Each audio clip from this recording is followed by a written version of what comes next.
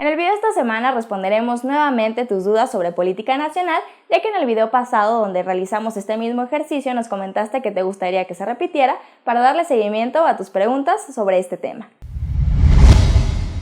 Isa nos pregunta de qué manera le afecta al gobierno las manifestaciones y las huelgas. Hola Isa, bueno, las protestas golpean la credibilidad del gobierno y no solamente a nivel nacional, sino a nivel internacional, y es lo que estamos viendo en este momento, que lo que está sucediendo en México está siendo abordado por los medios internacionales más importantes y bueno, eventualmente la ciudadanía le cobra a los partidos políticos mediante el voto.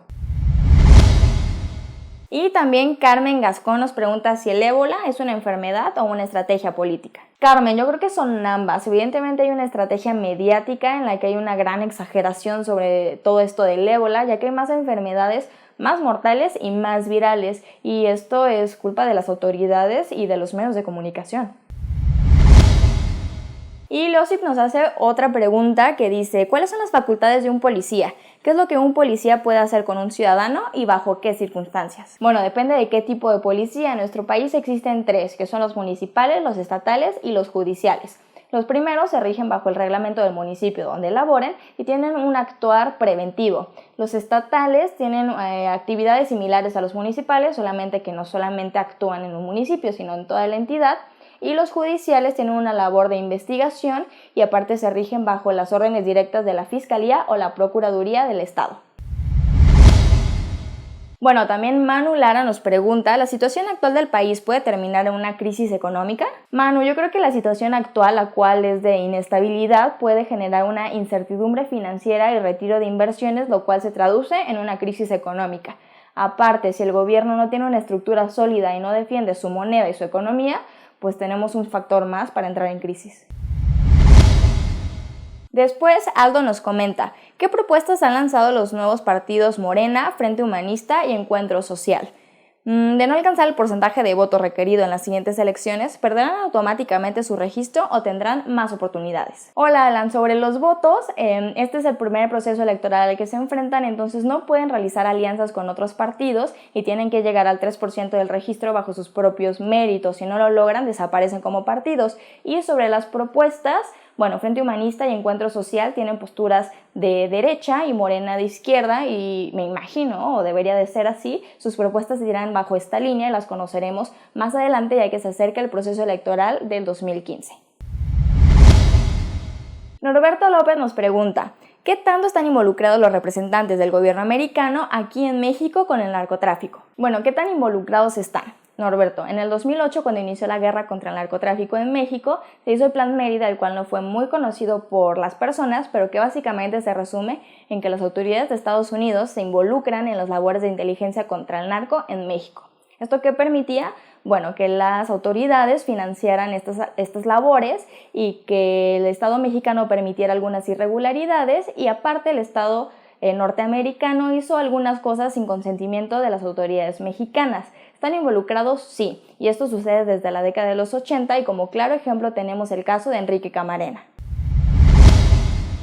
También PTI Zuca de Matamoros nos pregunta, ¿cuál es la razón de hacer coaliciones y cómo beneficia a los partidos políticos? Hola, bueno, yo creo que la razón por la que hacen es porque evidentemente hay beneficios tanto para los partidos chicos como para los grandes. Primero, para los partidos chicos, porque en caso de que el partido grande con el que se alía gane, bueno, tiene más posibilidades de obtener un cargo público y aparte porque los partidos chicos o todos los partidos tienen la obligación de alcanzar el 3% del registro de las votaciones y a lo mejor solos no llegarían a ese número y los partidos grandes hacen las coaliciones para recolectar más votos y vencer al oponente, evidentemente, aunque a veces se hacen coaliciones medio raras, por ejemplo PRI-PAN o PAN y PRD. También Carla Galindo pregunta, ¿qué pasaría si hubiera una revolución? ¿Intervendría algún país del extranjero? Carla, probablemente sí, ya que si estalla una revolución, los intereses económicos se verían en jaque y esos gobiernos vendrían a México. Por ejemplo, con la reforma energética es evidente que Estados Unidos va a tener presencia aquí y en caso de que haya una revolución, pues el gobierno de Estados Unidos tiene que venir a defender su compañía, ya que su gobierno depende de su producción.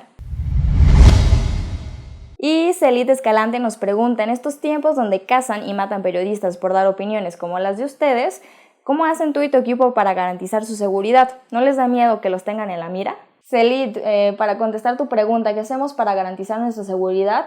Pues en realidad nada, simplemente hacemos nuestro trabajo y es triste que el periodismo, e incluso ser estudiante en este país, se criminalice y se persiga, pero pues al final es nuestro ejercicio laboral, es lo que nos gusta hacer y que continuaremos con ello mientras se pueda, ¿no?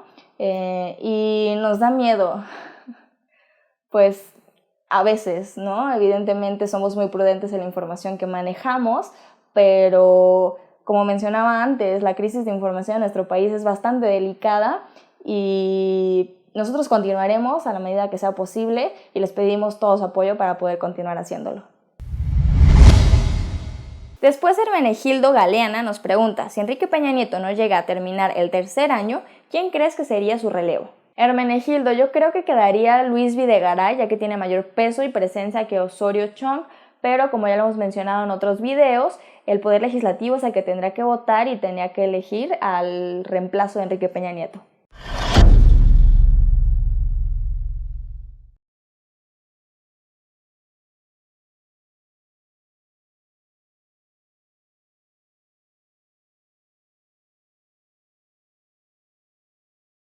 Y finalmente XZ Enrique nos pregunta, me gustaría que respondieras para qué están solicitando dinero. Hola Enrique, bueno, nosotros lanzamos una campaña de crowdfunding porque queremos continuar con Mientras Tanto en México y porque queremos continuar siendo un proyecto independiente que no dependa de la inversión pública ni privada. Mientras Tanto en México no solo son videos, los invitamos a checar nuestra página web mientrastantoenmexico.mx, donde todos los días subimos columnas de opinión, infografías, redactamos notas y bueno, una serie de cosas más que los invitamos a que lo chequen y que, bueno, aparte no somos los primeros, no somos los únicos y tampoco somos los últimos, incluso uno de los medios nacionales más consultados sobre política, Animal Político, que seguramente conocen y consultan, están realizando algo similar y creemos que la crisis de información en nuestro país es bastante delicada y quisiéramos continuar con la libertad de poder decir lo que pensamos y lo que creemos y lo que en realidad está sucediendo. Entonces es algo totalmente voluntario que si lo hacen de verdad tengan la certeza que vamos a utilizar el dinero correctamente y que le daremos cobertura más ampliamente a las elecciones que se vienen en los próximos meses. Y nada, si no nos pueden ayudar con donativos en dinero, no se preocupen, agradecemos muchísimo la difusión también de nuestro material.